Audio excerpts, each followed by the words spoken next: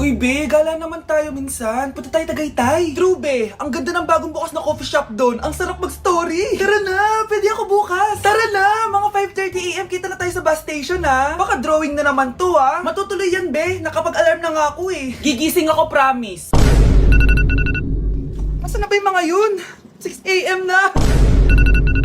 Oh, alas na tong bus papuntang Tagaytay, ha. Puro kayo drawing, ha. Teka lang. Ito ba yun?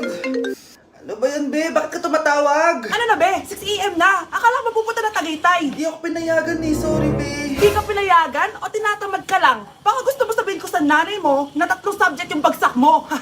Ito na nga, be. Maliligo na ako. Wait mo lang ako, ah. Ay, yung isa pa. Hello, be. Di ako makakapunta. May sakit ako. Sakit. Lalong lalala yung sakit mo, be, kapag nalaman ng nanay mo na boyfriend mo yung anak ng kaaway niya. Ay, be, magaling na pala ako. Nakakalakad na ako.